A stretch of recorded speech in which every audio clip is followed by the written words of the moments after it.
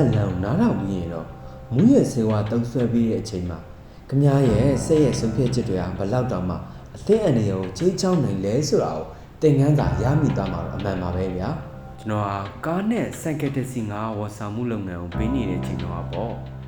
ရန်ကုန်မြို့အနီးနားမြို့ငယ်လေးတစ်ခုမှာဖြစ်ခဲ့တာပါဘယ်မျိုးလဲဆိုတာတော့တိုင်းရိုက်ပြောဖို့အတွက်မတက်တော့ပါဘူးဗျာဘာလို့လဲဆိုတော့တချို့ကဆက်စုချင်ကြတဲ့သူတွေရှိရတယ်အဲ့ဒီနေရာကိုတွားရောက်ဆက်စုမှာကိုစိုးရိမ်ရတယ်ဒီတော့ဒီဇက်လန်ကိုပြောစရာတုတရတာဖြင့်ခံစားပေးကြပါလို့ပြောပြရစီဗျာပုံမှန်ဆိုရင်တော့ကျွန်တော်ဟာလမ်းကြောင်းလိုက်ခေါ်တဲ့ဖောက်တယ်တွေကိုတည်ဆောင်ပေးရတာမျိုးကောင်းကင်တွေမှာစောက်ဆိုင်ရတာမျိုးလုပ်လို့ရှိရဲ့ဗျဒါပေမဲ့နောက်ပိုင်းမှာတော့ကျွန်တော်မှာနေ့စဉ်ခေါ်ယူသုံးပြီးဖောက်တယ်သူရှိလာတာကြောင့်ကျွန်တော်ဟာကောင်းကင်မှာတိတ်ပြီးတော့မနေတော့ပါဘူး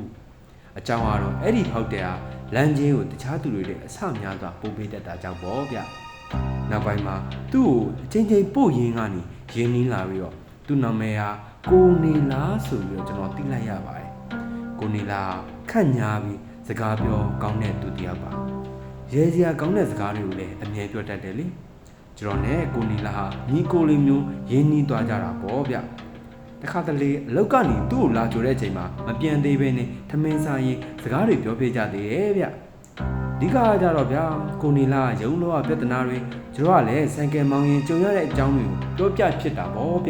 ျဒီလိုနဲ့3လခန့်ကြာတော့ခါမှာကျွန်တော်နဲ့ကိုနေလာညီကိုလေးလိုရင်းနှီးနေကြပါပြီကျွန်တော်မွေးနေ့ညမှာကိုနေလာကိုကျွန်တော်တို့ပုံမှန်သွားနေကြစားတောက်ဆိုင်ကိုခေါ်ပြီးတော့အရက်တောက်ဖို့ဖိတ်လိုက်ပါတယ်ထိုင်ပြီးတော့နှစ်ယောက်သားစကားစမြည်ပြောရင်တောင်းနေကြတော့မှပဲကိုနေလာဟာသူ့သဘောကျနေတဲ့မိန်းကလေးတယောက်ရဲ့မျက်နှာကိုတွေ့လိုက်ရပါတယ်ဒါပေမဲ့ကန်ဆိုးကျင်တော့အဲ့ဒီမိန်းကလေးမှာကြီးစားရှိနေပြီဖြစ်ပါတယ်နှစ်ယောက်စလုံးကလည်းဆန်ရနေပြီးတော့ဒုက္ခရှာပြီးတော့ပြေးခဲ့ရပါတယ်ဒီတော့ဒီနေ့ညမှာအိမ်ပြန်လာမဲ့ကောင်းမယ်ဆိုပြီးတော့ဆုံးဖြတ်လိုက်ကြပါတယ်ကျွန်တော်ဟာပုံမှန်တိုင်းပဲဆိုင်ကယ်မောင်းဖို့တာဝန်ယူလိုက်ပါတယ်ဒါပေမဲ့ဒီနေ့ညမှာတော့ကိုနီလာသူ့ရဲ့စစ်တွေပြတ်နေတဲ့ရီစာဟောင်းအိမ်လန်ကနေပြီးတော့ခဏဖြတ်သွားခြင်းတယ်လို့ပြောပါတယ်ကျွန်တော်ကလည်းစိတ်နှောက်စိတ်မဖြစ်ပါဘူးအရင်မူးနေတဲ့သူတွေရဲ့စိတ်ထဲမှာဖုတ်ခွေထားတဲ့ခံစားချက်တွေကိုထုတ်ပြောပြတာတဘောကပဲလေဒီအတွက်ကြောင့်ကျွန်တော်လည်းကိုနီလာပြောပြတဲ့အတိုင်းပဲသူ့ရဲ့ရီစာဟောင်းအိမ်လန်ကိုလိုက်ဖို့ဆုံးဖြတ်လိုက်ပါတယ်ဒါပေမဲ့လမ်းကြောင်းကကျွန်တော်ပုံမှန်မောင်းနေကြတဲ့တော်တော်လေးဝေးတော့လမ်းကြောင်းကိုတိတ်ပြီးတော့မရင်းနှီးပါဘူးသူတစ်ပြည့်ခုလိုအရေးရှိတက်နေတဲ့အချိန်မှာဆိုပို့ဆိုးပါတယ်ဘာလို့လဲဆိုတော့ကျွန်တော်ရဲ့အာရုံကတရားခံမပြီးဝသေးဘူးလေ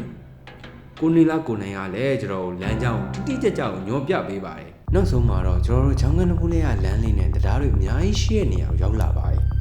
ကျွန်တော်ဟာကိုနေလာဟဲ့ကောင်ဘယ်တရားမှာကိုရမှာလဲကိုနေလာရဲ့ရည်သားဟောင်းအိမ်ကိုဘယ်တရားမှာလဲဆိုတာကျွန်တော်မသိဘူးလေကိုနေလာဖြေခင်မှာပဲကျွန်တော်ကိုဆိုင်ကက်ရင်ရက်ခိုင်းပြီးတော့လမ်းမေးမှာအံကိုဆင်းသွားပါတယ်ကျွန်တော်လည်းသူ့ရဲ့ကြောကိုပုတ်ပေးဖို့အတွက်ဆင်းလိုက်ပါတယ်ရုတ်တရက်ဆိုသလိုပဲကိုနေလာဟာငြိမ်သက်ပြီးတော့ချောင်းဘက်ကိုစိုက်ကြည့်နေပါတယ်ကျွန်တော်လည်းလိုက်ကြည့်ပြီးတော့ဘာမှမတွေ့ပါဘူးဘာလို့ကြီးညာလဲမိလိုက်တော့ကိုနေလာကျွန်တော်အံ့အားသင့်တဲ့မျက်နှာနဲ့ကြည့်ပြီးတော့ချောင်းထဲကိုပြန်လှည့်ကြည့်တာကိုမြင်ဘူးလားချောင်းထဲမှာမိန်းကလေးရောက်ရှိနေရလေကိုနေလာရဲ့စကားကြောင့်ကျွန်တော်တုန်လှုပ်သွားပြီးတော့နောက်တစ်ခါထပ်ကြည့်မိတယ်ကျွန်တော်ရဲ့အမွေးမြင်တွေထောင်ကုန်တယ်လေဘာမှမမြင်ရလို့လေဟဲ့ကောင်နေလာအရက်မူးလို့မျက်စိနောက်နေရလားဘယ်သူမှမရှိပါဘူးကွာဒီချိန်ကြောင်းထဲမှာဘယ်သူကရေချင်းစိုးမှလဲကွာဟုတ်ပြီမင်းရီးစားဟောင်းအိမ်ကိုသွားမလားဒါမှမဟုတ်အိတ်တက်မလားကိုနေလာရဲ့မျက်နှာ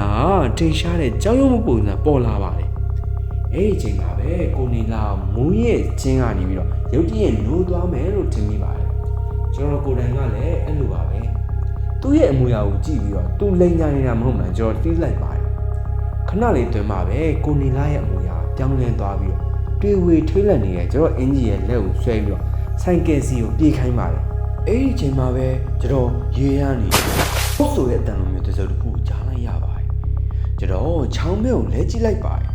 ်ဒီခါတော့ကျွန်တော်ကိုပြေးဝရုပ်ကြည့်သွားပါတယ်အမှန်တကယ်ပဲမိန်းကလေးတယောက်ရှိနေတာပေါ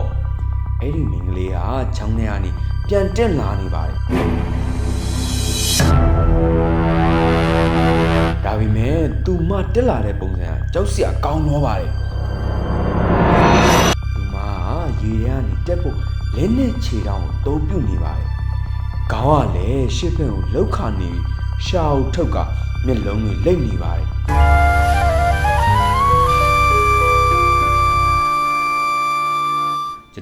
န္ဓာကိုယ်တစ်ခုလုံးကြက်သိန်းတွေထားပြီးတော့အေးခဲသွားတယ်လို့ခံစားလိုက်ရပါတယ်အဲ့ဒီအချိန်မှာပဲကိုနီလာကျွန်တော်ရဲ့ဆိုင်ကယ်ကိုချစ်ချင်းတက်လိုက်ပါတယ်ကျွန်တော်ကလည်းအလင်းလုံးနဲ့နောက်ကနေပြီးတော့တက်လိုက်ပါတယ်ဒါပေမဲ့ကိုနီလာဂီယာဆိုင်ကယ်ကိုကောင်းကောင်းမမောင်းတတ်ပါဘူးအဲ့လိုဖြစ်နေတော့ကျွန်တော်နေရာလဲဖို့အချိန်ကုန်ခဲ့ရပါတယ်ဒါပေမဲ့အဲ့ဒီအချိန်မှာတော့ကျွန်တော်မြင်လိုက်ပါပြီဒီလိုကြောက်စရာကောင်းတဲ့လေးပြက်သွားတဲ့မိန်းကလေးကတရားပေါ်တက်လာပြန်ပါတယ်ဂျွန်နီယာစလုံးဟာရန်ကိုလက်ပြီးတော့ပြေးခဲ့ပါတယ်ကိုနီလာရှေ့ကပြေးကျွန်တော်ကနောက်ကလိုက်ပါတယ်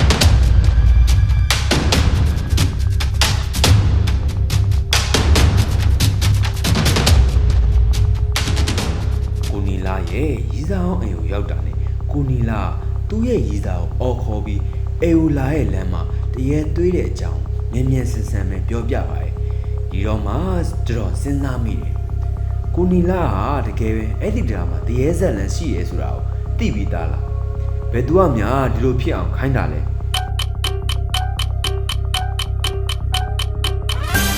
ကိုနီလာရဲ့ရီးစားမောင်မြတ်လေးအောင်ကျွန်တော်နဲ့ကိုနီလာကြည့်ပြီးတော့ညှဉ်းညူနေပါတယ်ကျွန်တော်ကိုယ်တိုင်ကလည်းကိုနီလာကိုဒီလိုချင်းနေမျိုးရအောင်ခေါ်လာမိတဲ့အတွက်ညှဉ်းညူတက်ပါတယ်လို့ထင်မိပါတယ်ဒါပေမဲ့အခုချိန်မှာပိုပြီးစိတ်ဖိစီးစရာကောင်းတာကျွန်တော်ရဲ့အသက်မွေးဝမ်းကြောင်းဖြစ်တဲ့ဆိုင်ကယ်နဲ့တော့ထားခဲ့မိတာပါပဲ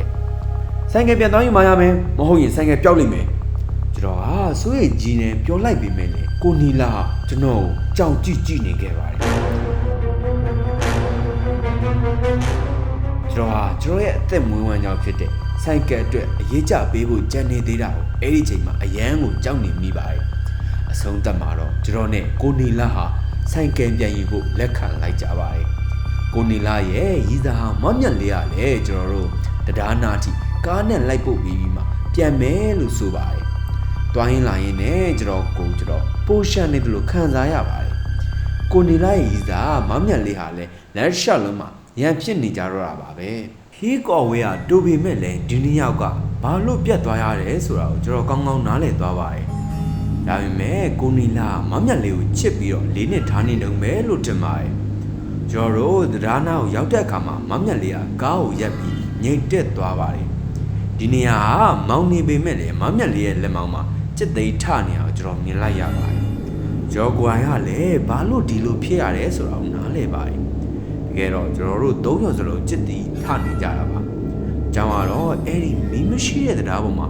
ချောင်းကူးတရားပေါ်ကဒီမင်းလေးကဘယ်ကိုမှမသွားရသေးတာကျွန်တော်တို့၃ယောက်စလုံးရှင်းရှင်းလင်းလင်းမြင်လိုက်ရပါတယ်ကျွန်တော်မျက်စိနှလုံးမိတ်ပြီးစိတ်ထဲမှာအရန်ကြောက်နေပါတယ်ဒါပေမဲ့ဆိုင်ကယ်ပြုတ်သွားမှပိုကြောက်နေမိပါတယ်ဒါကြောင့်ကျွန်တော်တက်တိကိုစုပြီးတော့ကားကနေဆင်းဖို့ဆုံးဖြတ်လိုက်ပါတယ်ကားပေါ်ကနေမဆင်းခင်ကျွန်တော်ကိုနီလာရဲ့ပခုံးပုတ်ပြီးတော့ကျွန်တော်နောက်လိုက်ခဲ့ဖို့ပြောပါတယ်ကိုနီလာကလည်းသဘောတူပါတယ်ကျွန်တော်လက်အုပ်ချီပြီးမန်နန်တွေရော့ရင်ရှေ့ကိုရှောက်သွားနေပါတယ်ကျွန်တော်မန်နန်ရော့နေရင်လည်းကြောက်စိတ်ရလွမ်းမိုးနေပါတယ်နောက်တော့ဘာရော့လို့ရော့မှန်းမသိပဲဘာသာစကားမဟုတ်တဲ့အတန်းတွေအောင်ထွက်လာပါတယ်နောက်မှသိလိုက်ရတာကိုနီလာကားထဲကနေမရှင်းခဲ့ပါဘူးကျွန်တော်လက်ကြည့်တဲ့အခါမှာကိုနီလာကားထဲမှာမောင်မြတ်လေးနဲ့အတူထိုင်ပြီးပြုံးနေတာကိုမြင်လိုက်ရပါတယ်နောက်တစ်ခါပြန်လှည့်ကြည့်လိုက်တော့ကျွန်တော်ခန္ဓာကိုယ်တစ်ခုလုံးจิตသိမ်းထပြီးတော့တတိလည်းမတက်ခံစားလိုက်ရပါတယ်ဘာလို့လဲဆိုတော့အဲ့ဒီတရေမလေးကကျွန်တော်နောက်အရန်နီးကန်းဆိုတာရောက်နေလို့ပါပဲသူမရဲ့မျက်နှာကိုကျွန်တော်ကိုထက်တီမတ်နိမိနေတော့မှာပဲကျွန်တော်ခဏလောက်အသက်အောက်ထားပြီးတော့မျက်လုံးမိတ်လိုက်ကအသက်မရှင်တော့ဘူးဆိုတဲ့ဆုံးဖြတ်ချက်နဲ့ပဲဆိုင်ကယ်တော့ဆွဲထုတ်ပြီးတော့အသက်ပေးမငဲ့ပဲထွက်ပြေးဖို့ဆုံးဖြတ်လိုက်ပါတယ်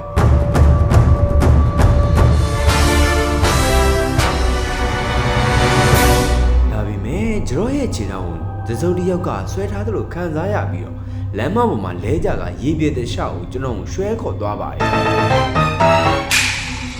သူကမှဒီဖြစ်ပစ်တွေကိုယုံချင်မှယုံလိမ့်မယ်ဒါပေမဲ့ပြောလို့တာအဲ့ဒီချိန်မှာကျွန်တော်ကိုသွေးပြစ်မတက်အော်ဟစ်ခဲ့တာပါပဲဒီဇက်လန်ကနေကျွန်တော်ပြိသက်တွေကိုပေးချင်တဲ့အဓိကသင်ခန်းစာကတော့အရင်မူးနေတဲ့အချိန်မှာဘယ်ရောက်မှဆုံးဖြတ်မချလိုက်ပါနဲ့လို့မှာချင်ပါတယ်အထူးသဖြင့်ဆိုင်ကယ်မောင်းတာမျိုးကားမောင်းတာမျိုးဘယ်တော့မှမလုပ်ပါနဲ့ကိုကမူးနေတဲ့အခါမှာကိုယ့်ရဲ့အသိစိတ်ကအပြည့်အဝမရှိတော့ပါဘူး ဒီတော့စုပ်ပြက်ချစ်တွေမားပြီးတော့ချားမိနိုင်တယ်လို့ကိုယ့်ရဲ့အသက်အန္တရာယ်အတွက်ရောသူတစ်ပါးအသက်အန္တရာယ်အတွက်ပါအန္တရာယ်ရှိနိုင်ပါတယ်ဒီဇက်လန်ထဲမှာကိုနီလာလို့ပါပေါ့အရက်ရှိန်နဲ့ရီးစားဟောင်းလွမ်းတဲ့စိတ်ကြောင့်အန္တရာယ်ရှိတဲ့နေရာကိုသွားမိပြီးမကောင်းရှိုးဝါးနဲ့ကြုံတွေ့ခဲ့ရတာပါပဲဒါကြောင့်ဘလို့အချင်းနေမျိုးမှာပဲဖြစ်ဖြစ်အရက်မူးနေချိန်မှာအစိုးပြတ်မအောင်မချမိဖို့နဲ့အသက်အန္တရာယ်ရှိနိုင်တဲ့ကိစ္စတွေကိုရှောင်ရှားဖို့အထူးတတိပြုသင့်ပါတယ်ဗျာနောက်ပြီးတော့ကိုယ့်ရဲ့လှုပ်ဆောင်မှုပေါ်မှာကောင်းဆုံးတာဝန်ယူနိုင်ဖို့အတွက်လည်းအရက်မူးနေတဲ့အချိန်မှာအရာရာခက်တရနာထားဖို့အရန်ကိုရည်ကြည်ပါတယ်ခင်ဗျာဒီဇက်လန်နဲ့ပတ်သက်ပြီးတော့သိချင်တာများမေးမြန်းလိုချင်တာများရှိရင်လည်း comment မှာမှတ်ပေးထားကြဖို့အထူးပဲမေတ္တာရပ်ခံချင်ပါတယ်ခင်ဗျာအားလုံးကျေးဇူးတင်ပါတယ်ခင်ဗျာ